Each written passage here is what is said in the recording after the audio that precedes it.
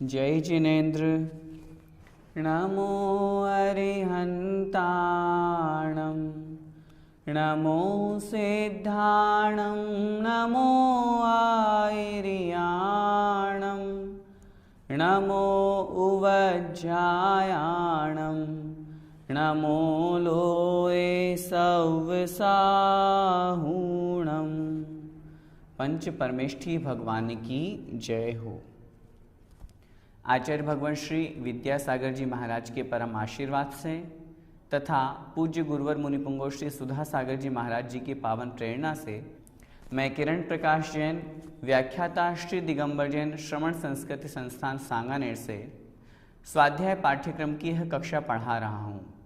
प्रथम वर्ष के पाठ्यक्रम के अंतर्गत हम तीसरी भाग पुस्तक पढ़ रहे हैं जिसका नाम है सिद्धांत प्रवेशिका भाग 3। आज की इस कक्षा में हम पाठ 4 स्तुति पढ़ेंगे। पिछली कक्षा में हमने भगवान पार्श्वनाथ के जीवन चरित्र से संबंधित उनके बारे में जानकारी प्राप्त की थी। कब उनका जन्म हुआ, किस स्थान पर हुआ, कैसे उन्होंने उन सब उपसर्ग और परिश्रमों को सहन करके केवल ज्ञान को प्राप्त किया और अपनी आत्मा का कल्याण किया। आज की इस स्तुति वाले पाठ में हम जो अरिहंत भगवान हैं और सिद्ध भगवान हैं, जो हमारे लिए पूजनीय हैं, हमारे लिए स्तुत्य हैं, ऐसे उनका गुणानुवाद कर रहे हैं। सकल ज्ञेय ज्ञायक तदपि यह जो स्तुति है यह जगत प्रसिद्ध है और इस स्तुति के माध्यम से हम भगवान के गुणों का गुणानुवाद करते हैं। सबसे पहले हम समझें स्तुति किसे कहते हैं। स्तुति का मतलब होता है गुणों का कीर्तन करना, गुणों को गाना, गुणों का बखान करना।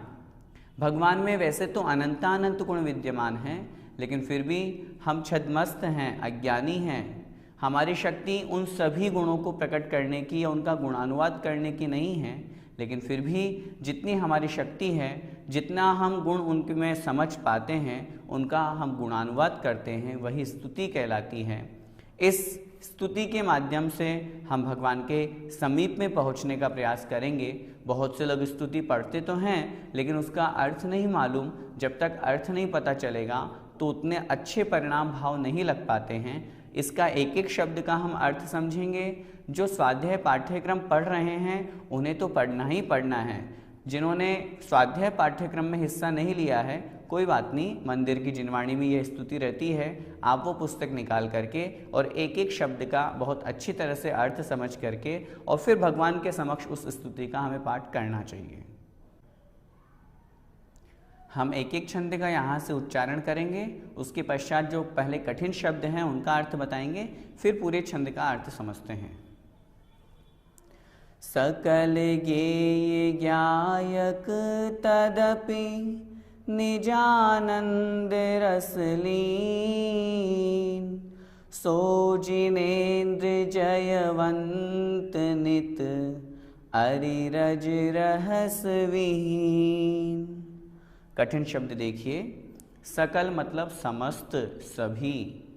ज्ञेय अर्थात जानने योग्य, ज्ञायक अर्थात जानने वाला, तदपि फिर भी, निजानंद, निज अर्थात अपने आत्म स्वरूप का जो आनंद है, उस आनंद स्वरूप रस में जो लीन हैं, उसमें जो डूबे हुए हैं।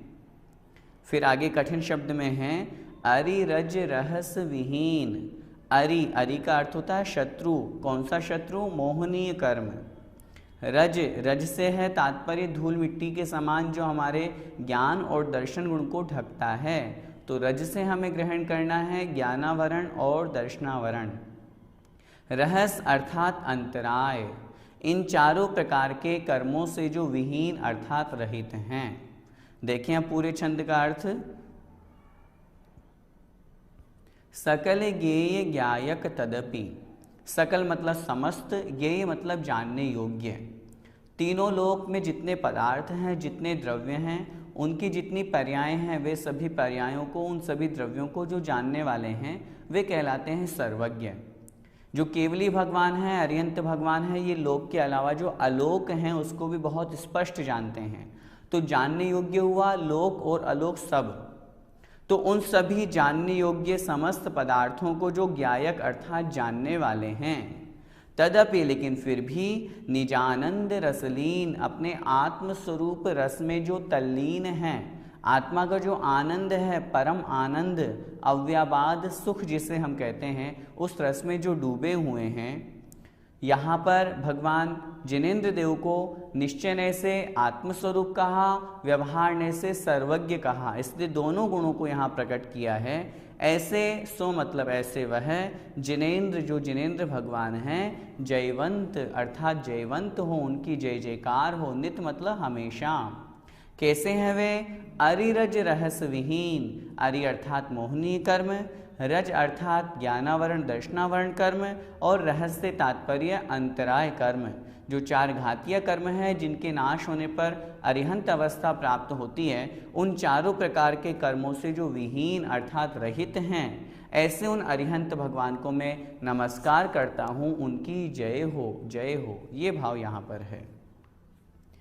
जय वीतराग विज्ञान पूर, जय मोहति मेरे को हरन सूर, जय ज्ञान अनंतानंत धार, दृग सुख वीरज मंडित अपार। कठिन शब्द देखें।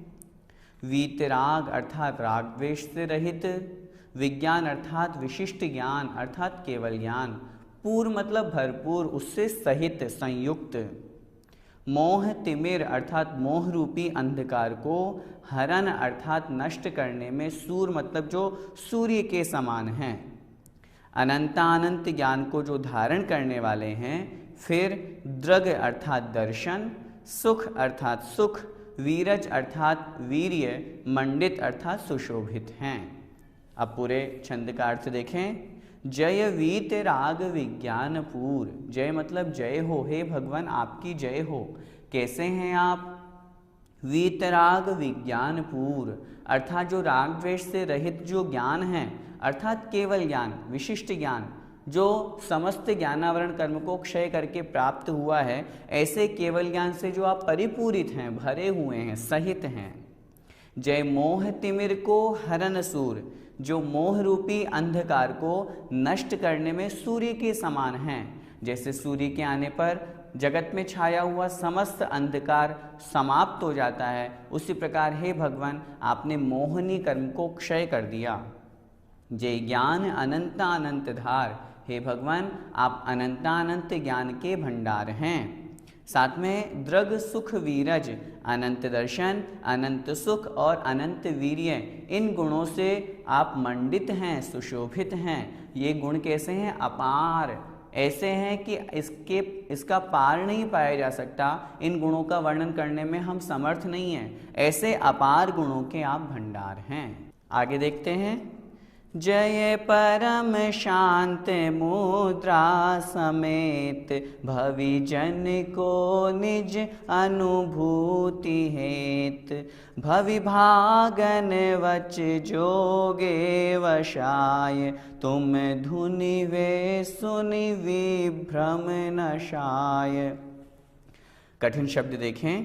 इसमें है भविजन अर्थात भव्य जनों को, भवि भागन भव्य जीवों के भाग्य के वशीभूत, विभ्रम अर्थात मिथ्यात्व को, नशाय अर्थात नष्ट करके।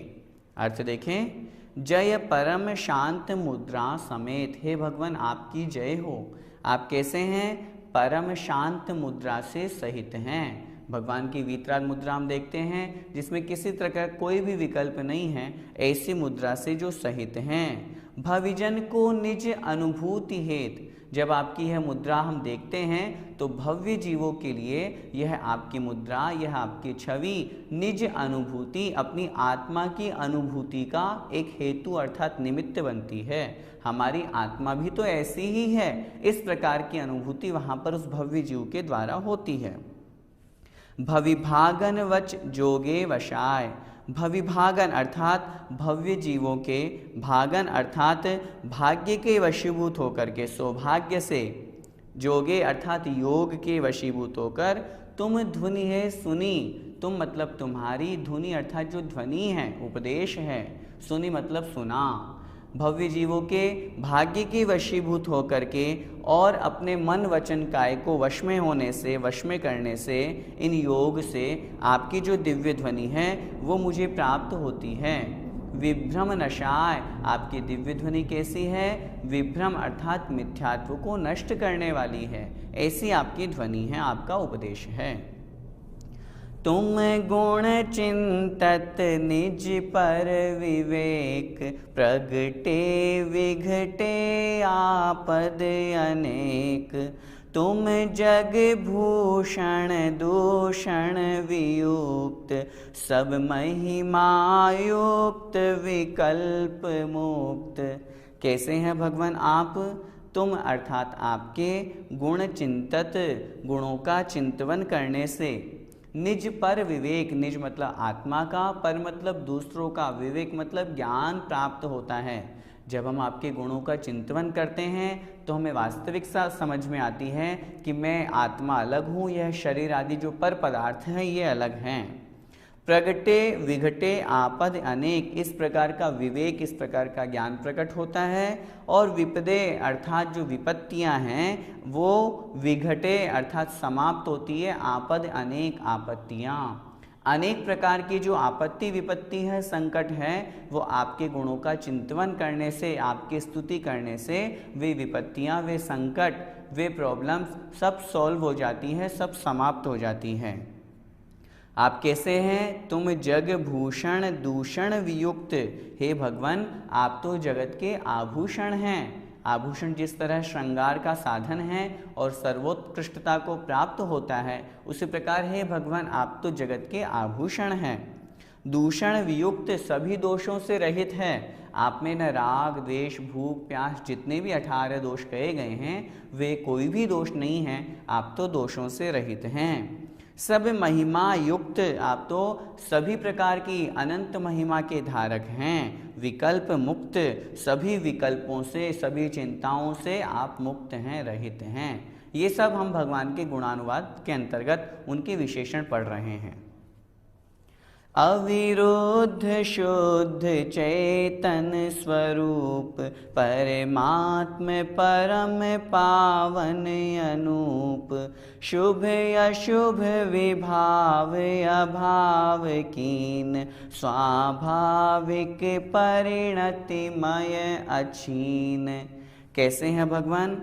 अविरुद्ध अर्थात अबाधित, किसी से विरोध को प्राप्त नहीं होते, किसी से बाधा को प्राप्त नहीं होते। शुद्ध चैतन्य स्वरूप, शुद्ध बुद्ध हैं। चेतन अर्थात ज्ञान दर्शन रूप जो आत्मा का स्वरूप है उससे सहित हैं।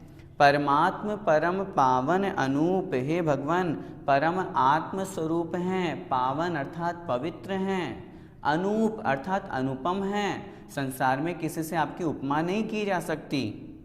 शुभ अशुभ विभाव अभाव कीन, आत्मा का स्वभाव तो शुद्ध स्वरूप में प्राप्त होना है, चाहे वे शुभ भाव हो चाहे अशुभ भाव हो। ये दोनों प्रकार के जो भाव हैं ये विभाव हैं, आत्मा के स्वभाव से रहित हैं। इन विभावों को आपने अभाव कर दिया, इनका नाश कर दिया। और स्वाभाविक परिणति, जो आत्मा का स्वभाव है उस परिणति में, उस अवस्था में आप अचीन अर्थात सहित हो गए, उससे युक्त हो गए। जो आत्मा का ज्ञान दर्शन स्वरूप है उसमें आप लीन हो गए। अष्टादश दोष विमुक्त धीर, स्वचतुष्टयमय राजत गंभीर। मुनिगण धरादि सेवत महंत, नव केवल लब्धि रमाधरंत। अष्टादश दोष, अष्टादश मतलब 18, राग द्वेष भूख प्यास चिंता पसीना आदि जो 18 प्रकार के दोष कहे गए हैं, उन दोषों से विमुक्त अर्थात आप रहित हैं, धीर हैं, धैर्यशाली हैं। स्वचतुष्टय, स्वचतुष्टय अर्थात अनंत ज्ञान, अनंत दर्शन, अनंत सुख और अनंत वीर्य, इनसे आप मय अर्थात सहित हैं।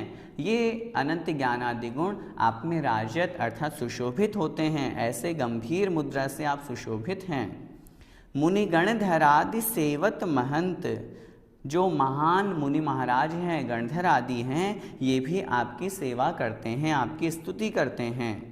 नव केवल लब्धि रमा धरंत, हे भगवान आप कैसे हैं? नव मतलब 9, केवल लब्धि, केवल ज्ञान आदि जो लब्धियां हैं, उन लब्धि रूपी रमा अर्थात स्त्री को आप धारण करने वाले हो। जैसे कहते हैं आप मुक्ति रूपी वधु के स्वामी हो, उसी प्रकार जो 9 गुण 9 क्षायिक लब्धियां हैं, अनंत ज्ञान, अनंत दर्शन, क्षायिक ज्ञान, क्षायिक दर्शन, क्षायिक लाभ, क्षायिक उपभोग, इस तरह से जो 9 लब्धियां कही गई हैं, उनके आप स्वामी हैं। तुम शासन से ये अमेय जीव, शिव गए जाहि जे है सदीव। भवसागर में दुख छारी वारी, तारन को अवर न आप टारी। भगवान के समक्ष क्या प्रार्थना कर रहे हैं? भगवान आप कैसे हैं? तुम शासन से अमेय जीव, तुम अर्थात तुम्हारे आपके शासन अर्थात आपने जो मोक्ष मार्ग दिखाया है, उस मोक्ष मार्ग के पर जो चलने वाले हैं, ऐसे अमेय जीव अनेक जीव हैं। आपने जो मोक्ष मार्ग चलाया है, उस मोक्ष मार्ग पर चलने वाले अनेक जीव हैं, और अनेक उन जीवों ने आपके द्वारा जो उपदेशित शासन है, जिन शासन, ऐसे उन शासन पर चलकर शिव गए अर्थात मोक्ष पद को प्राप्त किया। शिव मतलब मोक्ष, मोक्ष को गए। जाहि मतलब जा रहे हैं, जे हैं और आगे जो जाएंगे, सदैव मतलब हमेशा। अर्थात आपका जो मोक्ष मार्ग है, जो आपने उपदेशित किया है, उस पर जो चले हैं उन्होंने मोक्ष प्राप्त किया है, मोक्ष प्राप्त कर रहे हैं, और आगे जो भी मोक्ष प्राप्त करेंगे वो आपके द्वारा उपदेशित इन जिन शासन अर्थात मोक्ष मार्ग से ही मोक्ष को प्राप्त करेंगे। भाव सागर में दुख छारी वारी, अर्थात भव मतलब संसार रूपी जो सागर है, समुद्र है, इसमें दुख, जो दुख है वो छारी वारी खारे पानी के समान हैं। ऐसे तारन को अवर न आप टारी, अर्थात हे भगवान ऐसे उस भव रूपी समुद्र में से तारन अर्थात तारने के लिए, पार करने के लिए, अवर मतलब अन्य, न आप टारी आपके अलावा, टारी मतलब अलावा, अन्य, आपके अलावा अन्य और कोई भी नहीं है जो मुझे उस भव रूपी समुद्र से निकाल सके। इसलिए भगवान आप ही मेरे तारणहार हैं।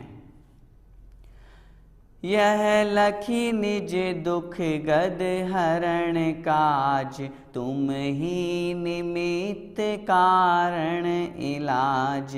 जाने ताते में शरण आए, उचरो निज दुख जो चिर लाए।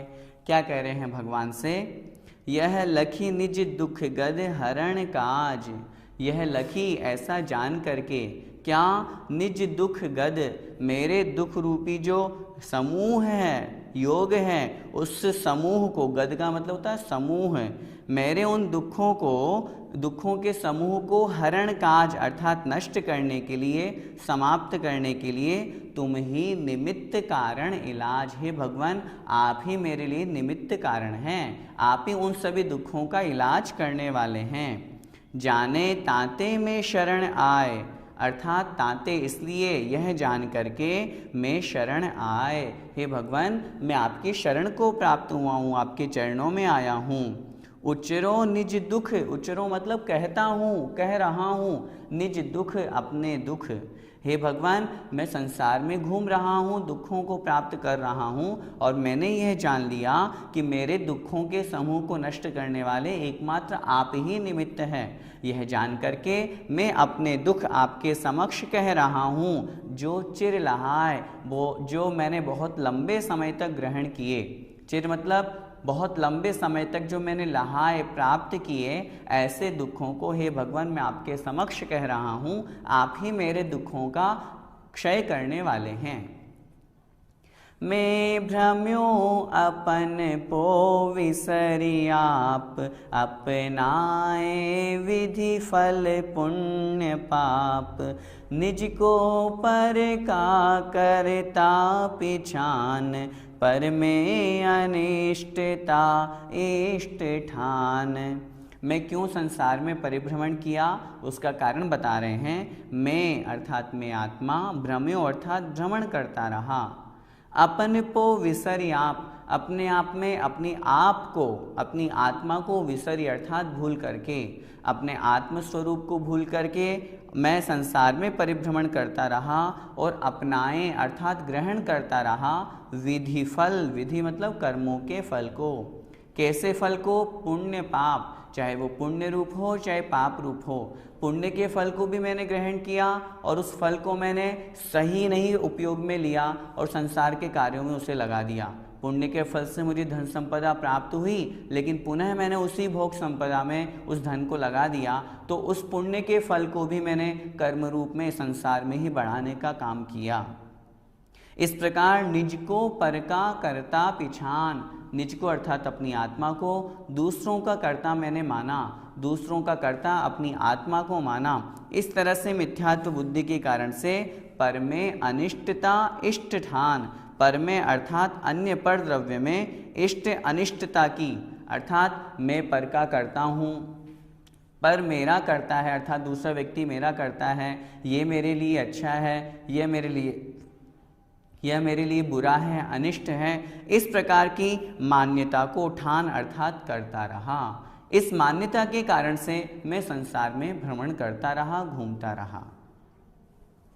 आकुलित भयो अज्ञान धारी, जो मृग मृग तृष्णा जानिवारी, तन परिणति में आपो चितार, कबहू न अनुभवो स्वपद सार। आकुलित भयो अज्ञान धारी, संसार में घूमता रहा और आकुलित भयो अर्थात परेशान होता रहा। भयो मतलब होता रहा, किस कारण से? अज्ञान धारी अर्थात अज्ञान को धारण करके। अज्ञान के कारण से अपनी आत्मा का ज्ञान नहीं हुआ, वास्तविक स्वरूप का ज्ञान नहीं हुआ और मैं आकुलित होकर के परेशान होता रहा। जो मृग मृग तृष्णा जानिवारी, देखिए कितना अच्छा उदाहरण दिया। जो अर्थात जिस प्रकार मृग मतलब हिरण, मृग तृष्णा मृग मरीचिका, मृग मरीचिका का तात्पर्य होता है गर्मी के दिनों में हम देखते हैं रेगिस्तान में अथवा खुली सड़क पर बहुत दूर से चमकता हुआ पानी के समान कुछ दिखाई देता है। वास्तव में वहाँ पर पानी नहीं होता है, लेकिन दूर से देखने पर हमें ऐसा लगता है कि वह पानी है। ठीक इसी प्रकार जब मृग होता है वह पानी की प्यास में उस मृग मरीचिका को पानी समझ करके उसके तरफ दौड़ता है, लेकिन जो जो दौड़ता है वह मृग मरीचिका आगे आगे बढ़ती जाती है। सूरज की किरणों का ऐसा प्रभाव होता है कि वहाँ पर वह पानी के समान एक हमें दृश्य नजर आता है, लेकिन वह मृग, वह हिरण उस पानी को प्राप्त करने के लिए उसकी तरफ दौड़ता है, लेकिन पानी प्राप्त नहीं हो पाता और अंत में अपने प्राण गंवा देता है।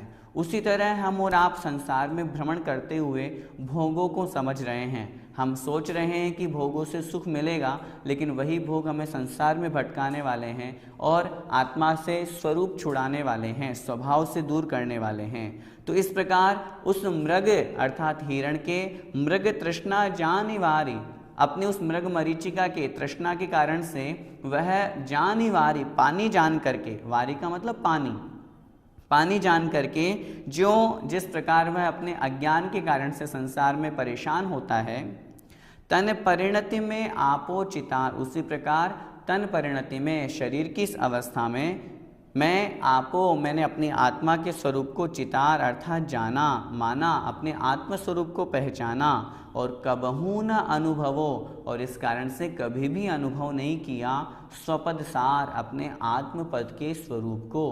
क्यों? शरीर को ही आत्मा मानता रहा, आत्मा को ही शरीर मानता रहा, इस कारण से मैं कभी वास्तविक अपनी आत्मा के स्वरूप को नहीं समझ पाया।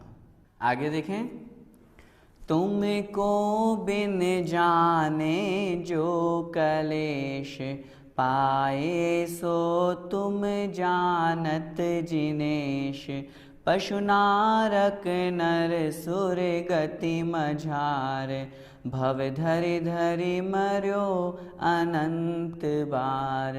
भगवान से हम प्रार्थना कर रहे हैं, हे भगवान तुमको बिन जाने, आपको नहीं जानने से, आपको नहीं पहचानने से जो कलेश पाए, जो मैंने क्लेश, जो दुख पाया, सो तुम जानत जिनेश। हे भगवान वो सब तो आप जानते हो, मैं किस कारण से संसार में परिभ्रमण कर रहा हूँ, मैं आपको नहीं पहचान पाया, अन्य देवी देवताओं के पास मिथ्यात्व के कारण से भटकता रहा और संसार में दुखी होता रहा।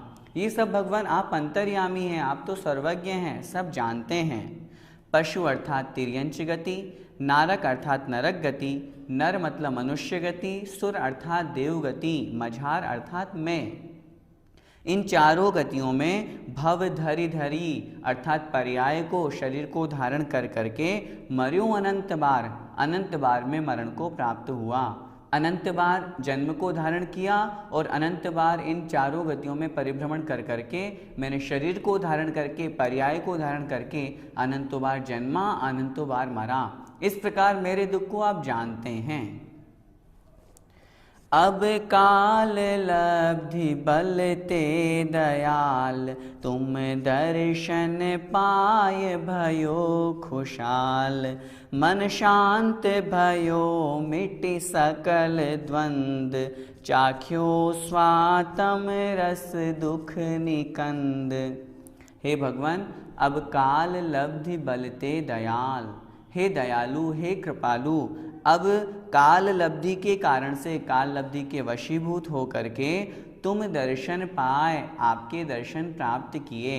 अनंत काल से संसार में परिभ्रमण कर रहा हूँ चारों गतियों में, अब शुभ पुण्य का उदय आया, काल का संयोग मिला और मैं आपके दर्शन प्राप्त कर पाया। आपके दर्शन प्राप्त करके भयो खुशाल, बड़ा खुश हुआ, बड़ा आनंदित हुआ। मन शांत भयो, आपके दर्शन करने से मेरा मन शांत हो गया।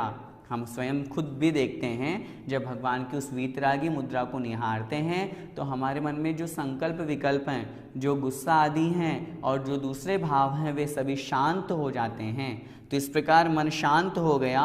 मिट सकल द्वंद, सभी प्रकार के जो द्वंद हैं, चिंताएं हैं, विकल्प हैं, वे सभी मिट गए। चाख्यो स्वात्म रस, और मैंने आपके दर्शन से अपनी स्वात्म रस का आनंद चखा। कह रहे हैं चाखो स्वात्म रस दुख निकंद, दुखों का नाश करने वाला, दुखों से रहित जो आत्म स्वरूप का जो रस है, उस रस का मुझे आस्वादन, मुझे चखने का सौभाग्य मिला। आपके दर्शन का यह परिणाम मुझे प्राप्त हुआ। ताते अब ऐसी करहु नाथ, बिछुरे न कभी तुम चरण साथ। तुम गुण गण को नहीं छेव देव, जगतारन को तुम विरद एव। हे भगवान ताते, इसलिए जब मैंने ये जान लिया कि आपके दर्शन से मैंने अपने आत्मस्वरूप के रस का आनंद प्राप्त कर लिया, तब ताते इसलिए अब ऐसी करहु नाथ। एक भक्त भगवान से कितनी विनय पूर्वक, बड़े अच्छे भावों के साथ में प्रार्थना कर रहा है, हे भगवान अब ऐसा कीजिए, अब ऐसी करहु नाथ। हे भगवान अब आप ऐसा कर दीजिए, बिछुरे न कभी, बिछुरे मतलब विरह है, बिछड़ना, न मतलब नहीं हो, कभी भी तुम चरण साथ। हे भगवान आपके चरणों का साथ, आपके चरणों का सानिध्य अब कभी भी नहीं बिछुड़े, अर्थात आपके चरणों से मैं कभी भी दूर नहीं हूँ। बस इतना सा एक काम कर दीजिए। तुम गुण गण को नहीं छेव देव, तुम अर्थात तुम्हारे जो आपके गुण हैं, गुण मतलब समूह, गुण मतलब गुण, आपके जो गुणों का समूह है, नहीं छेव देव, छेव का मतलब पार, छेदन करना, एक लिमिट तक पहुंचना, सीमा को प्राप्त करना। हे भगवान आप तो अनंतानंत गुणों के भंडार हैं, इसलिए आपके गुणों के समूह को पार करने में कोई समर्थ नहीं है। हे देव, हे भगवान, जगतारन को तुम विरद एव, जगतारन संसार को आप तारने वाले हैं, ऐसा विरद एव, ऐसी तो आपकी प्रसिद्धि ही है। विरद का तात्पर्य कीर्ति, यश, प्रसिद्धि। हे भगवान, आप संसार को पार निकालने वाले हैं, ऐसी आपकी प्रसिद्धि ही है, इसलिए आप इस संसार से मुझे पार कर दीजिए। और अब आगे क्या प्रार्थना कर रहे हैं भगवान से? आत्म के अहित विषय कषाय, इनमें मेरी परिणति न जाय, मैं रहूं आप में आप लीन, सो करो हो जो निजाधीन। हे भगवान, आत्म के अहित, आत्मा का जो अहित करने वाले हैं, आत्मा का जो कल्याण नहीं करने वाले हैं, संसार में भटकाने वाले हैं, ऐसे हैं विषय कषाय। पंचेंद्रिय के जो विषय भोग हैं, क्रोध आदि जो कषाय हैं, ये जीव को संसार में भटकाने वाले हैं, ये हमारे लिए अहितकारी हैं, दुखदायी हैं। इनमें मेरी परिणति न जाए, हे भगवान, इनमें मेरी कोई भी अवस्था, मेरी सोच, मेरा गमन उधर नहीं हो, मैं कभी भी विषय कषायों की ओर प्रवृत्त नहीं हूँ। मैं तो सिर्फ आपके चरणों की तरफ ही रहूं। मैं रहूं आप में आप लीन, मैं अपने आत्म स्वरूप में ही, अपनी आत्मा में ही लीन रहूं। आत्मा का आत्मा में स्थिर होकर के आत्मा में ही ध्यान करूं, जो वास्तव में मोक्ष तक पहुंचाने वाला जो शुद्धोपयोग है, उसी स्वरूप को मैं प्राप्त होऊं। सो करो, हे भगवान, बस आप यही कर दीजिए, होऊं जो निजाधीन, बस मैं तो अपनी निज आत्मा की अधीन हो जाऊं, मुझे और किसी के अधीन नहीं होना। बस ऐसी आप अवस्था मेरी कर दीजिए कि मैं अपने आत्म स्वरूप में लीन हो जाऊं, आपके दर्शन का फल मुझे इस तरह से प्राप्त हो। मेरे न चाह कछु और ईश, रत्नत्रय निधि दीजे मुनीश, मुझ कारज के कारण सुआप, शिव करहूँ हरहूँ मम मोह ताप। हे भगवान, मेरे न चाह कछु और ईश, चाह मतलब इच्छा, मेरे मतलब मुझे। हे भगवान, मुझे अब और कोई इच्छा नहीं है, ईश मतलब स्वामी। हे स्वामी, अब मेरी और कोई इच्छा नहीं है, बस रत्नत्रय निधि दीजिए। हे भगवान, मुनीश, हे मुनियों के भी ईश, स्वामी, मुनि महाराज भी, गंधर्व भी जिनका ध्यान करते हैं, ऐसे हे भगवान रत्नत्रय निधि दीजिए। आप मुझे रत्नत्रय की, सम्यक दर्शन, सम्यक ज्ञान, सम्यक चारित्र की जो निधि है, भंडार है, बस वो मुझे प्राप्त हो जाए, वो आप मुझे दे दो। इसके अलावा मुझे और कुछ भी नहीं चाहिए। मुझ कारज के कारण सुआप, हे भगवान, मेरी आत्मा का जो कल्याण होगा, मैं कार्य हूँ, इस मेरे कार्य को करने में आप कारण हैं, आपके निमित्त से मुझे ये सब प्राप्त होगा, इसलिए शिव करहूँ। हे भगवान, शिव मतलब मेरा कल्याण, करहूँ मतलब कर दीजिए। हरहूँ मम मोह ताप, मेरा जो मोह रूपी संताप है, मोह रूपी जो अंधकार है, मोह रूपी जो ताप ज्वर है, उसको आप हरऊं अर्थात हर लीजिए, नष्ट कर दीजिए, समाप्त कर दीजिए, और मुझे शिव करहूं, आनंद प्रदान कीजिए, अपने आत्म स्वरूप में लीन हो जाऊं, ऐसी परिणति मुझे प्राप्त कराइए। शशि शांति करन तप हरन हेत, स्वयमेव तथा तुम कुशल देत, पीवत पीयूष जो रोग जाय, त्यों तुम अनुभवते भव नशाय। कैसे कह रहे हैं भगवान से? हे भगवान, शशि शांति करन तप हरन हेत, शशि मतलब चंद्रमा। चंद्रमा कैसा होता है? शांतिकरण, शांति को देने वाला होता है, शांति को करने वाला, जैसे कहते हैं शीतलता प्रदान करने वाला होता है। तप हरण, ताप को, संताप को, गर्मी को, दुख को, हरण मतलब दूर करने वाला होता है, उसमें हेत मतलब निमित्त है, कारण है। स्वयमेव तथा तुम कुशल देत, हे भगवान, उसी प्रकार आप भी स्वयमेव, अपने स्वयं ही, अपने आप में ही कुशल देत अर्थात शांति को देने वाले हैं। जिस प्रकार वह चंद्रमा शांति शीतलता प्रदान करता है, ताप को दूर करता है, उसी प्रकार आपके दर्शन करने से मुझे शांति की प्राप्ति होती है और मेरे मन का संताप समाप्त होता है। पीवत पीयूष, पीयूष मतलब अमृत, पियत मतलब पीते ही, जो मतलब जिस प्रकार अमृत के पीने से रोग जाए अर्थात रोग चला जाता है, बीमारी खत्म हो जाती है, त्यों उसी प्रकार तुम अनुभवते, आपका अनुभव करने से, आपके दर्शन करने से और आपके दर्शन से अपनी आत्मा के दर्शन करने से भवनशाय अर्थात संसार समाप्त हो जाता है। कितना अच्छा उदाहरण दिया। जिस प्रकार अमृत के पीने से रोग बीमारी समाप्त हो जाती है, उसी प्रकार हे भगवान आपके अनुभव से, आपके दर्शन से, आपका जो स्वरूप है उसको समझने से मेरा संसार समाप्त हो जाता है।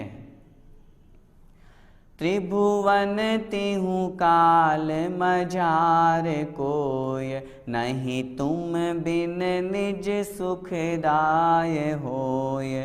मोर यह निश्चय भयो आज, दुख जलधि उतारन तुम जिहाज। कैसे हैं भगवान आप? त्रिभुवन, तीनों भवन में, तीनों लोकों में, ऊर्ध्वलोक, मध्यलोक और अधोलोक, तीनों लोकों में, तिहु काल मझार और तीनों कालों में, मझार अर्थात में, तिहु काल भूतकाल, भविष्यत्काल और वर्तमान काल, इन तीनों लोकों में, तीनों कालों में कोई नहीं है तुम बिन निज सुखदाय होए, जो तुम्हारे बिना मुझे आत्मा का सुख प्रदान कर सके। निज सुखदाय अर्थात निज आत्मा का जो सुख है देने वाला, मुझे आपके अलावा तीनों लोकों में, तीनों कालों में कोई नजर नहीं आ रहा और कोई अन्य है भी नहीं है।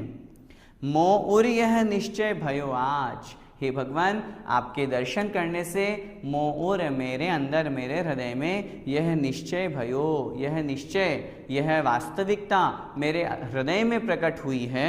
भयो मतलब हुई है। दुख जलधि उतारन, हे भगवान इस दुख के समुद्र से उतारने में, पार करने में तुम जिहाज, आप ही एकमात्र जहाज हो। जब भी हम भगवान के दर्शन करें, हमारे अंदर ऐसे परिणाम आए, हम संसार में अनादिकाल से परिभ्रमण कर रहे हैं क्योंकि हमने वास्तविक स्वरूप को नहीं पहचाना। हम अन्य देवी देवताओं में भटकते रहे, कुदेवी देवताओं को मानते रहे, सरागी देवी देवताओं को मानते रहे, जो खुद हमारे जैसे हैं, जो खुद हमारे समान दुखों को भोग रहे हैं, दुखों से दुखी हैं, वे हमें क्या सुखी बनाएंगे।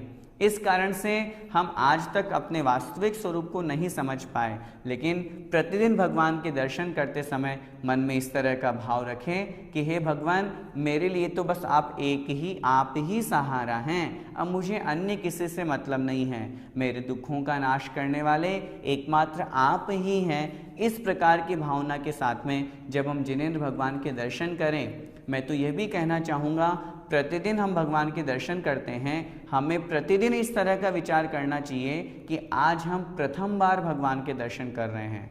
अब तक जो मैंने दर्शन किए वो सब व्यर्थ थे, आज जो मैं दर्शन करूंगा वास्तव में यही मेरी आत्मा का कल्याण करने वाला है। यदि इस भावना के साथ में हम दर्शन करते हैं तो हमारे दर्शन में एक नवीनता आती है, अच्छे परिणाम आते हैं, हम भगवान के चरणों के और समीप में पहुंचते हैं, उनका और अच्छी तरह से गुणगान कर पाते हैं। तो इस भावना के साथ में हमें यह दर्शन स्तुति पढ़नी चाहिए। अंतिम दो पंक्तियां और कह रहे हैं, तुम गुण गण मणि गणपति, गणत न पावहि पार, दौल स्वल्प मति किमि कहे, नमहु त्रियोग संभार। इस स्तुति के जो रचयिता हैं वो हैं दौलत राम जी। वो कह रहे हैं तुम गुण गण मणि गणपति, तुम मतलब हे भगवान आपके जो गुण गण हैं, गुण अर्थात गुणों का जो गण मतलब समूह है,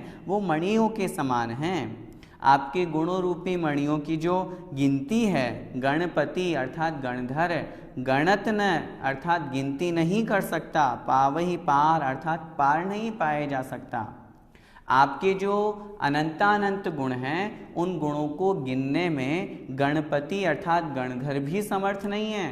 गणधर आपके प्रथम शिष्य कहलाते हैं, वो तो सब कुछ स्वीकार, सब कुछ ग्रहण करते हैं, लेकिन फिर भी आपके उन अनंत गुणों को पार करने में, प्राप्त करने में या उनका गुणानुवाद करने में, स्तुति करने में वे गणधर भी समर्थ नहीं हैं। दौल स्वल्प मति किम कहे, दौलत राम जी उसके रचयिता हैं, दौलत राम जी स्वयं के लिए कह रहे हैं, मैं तो स्वल्प मति हूँ, बहुत थोड़ी सी बुद्धि वाला हूँ। किम कहे, मैं क्या कहूँ। जब गणधर भी आपके गुणों का गुणानुवाद करने में समर्थ नहीं है, मैं तो बहुत थोड़ी सी बुद्धि वाला हूँ, फिर मैं क्या कहूँ। मैं तो बस सिर्फ आपके चरणों में यही प्रार्थना करता हूँ, नमः त्रियोग संहार।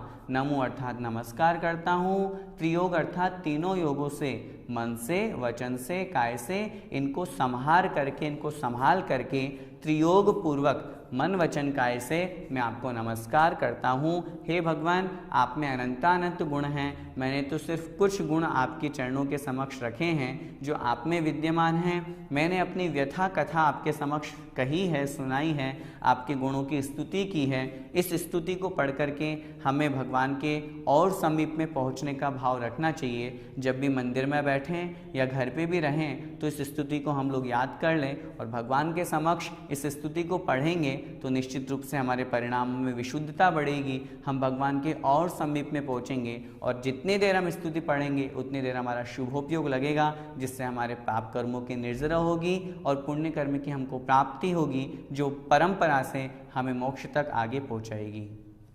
जय जिनेंद्र।